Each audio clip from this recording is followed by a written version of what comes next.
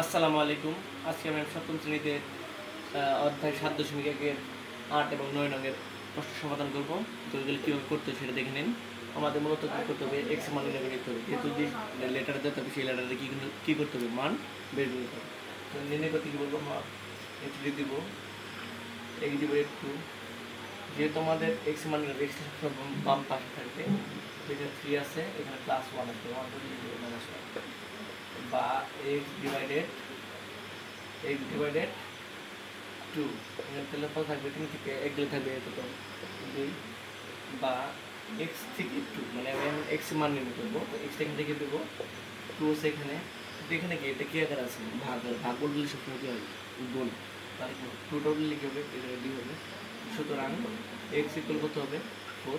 এটা হলো কি অ্যান্সার। বুঝতে পারছেন? তারপরটা আমরা দেখতে চোখ রাখি এটাতে। তো এখানে আমার কী মানে বের করতে হবে, x এর মান বের করতে হবে। তো আমরা এক্সগুলো এক সাইডে করবো, যেহেতু এক্স আছে তাহলে আমরা এক্সগুলো এক সাইডে করি। এক্স ডিভাইড 3, যেহেতু এই পাশে রয়েছে, তো এই পাশ থেকে এই পাশে নিয়ে আসতে কী করতে হবে, উল্টাইতে হবে। এখানে কি এক্স ডিভাইডেড 2, এক্স মানে নিয়ে দেবো, এক্স তো এক্সগুলো সবসময় বাম পাশে চলে আসবে। তো এক্স যেহেতু ধনাত্মক আসতে গেলে এখানে নিয়ে আসলে কী হবে, ঋণাত্মক, মাইনাস এক্স ডিভাইডেড 2।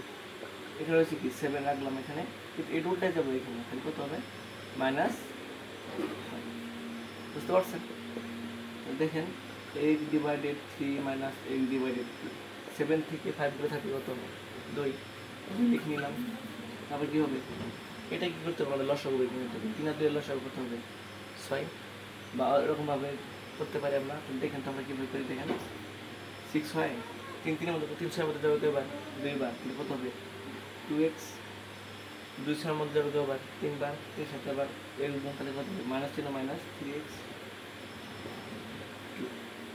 বা 2x থেকে 3x বাদ দিলে থাকবে কি, মাইনাস x থাকবে, মাইনাস থাকবে কত, 6, এখানে থাকবে কত, 2। মান বের করতে কিসের, x এর, তাহলে আমরা x এখানে রেখে দিই, 2, এখানে এটা গুণ আকার আছে, ভাগ আকার আছে, ভাগ বলে লিখতে হবে গুণ, তারপরে কত, 6।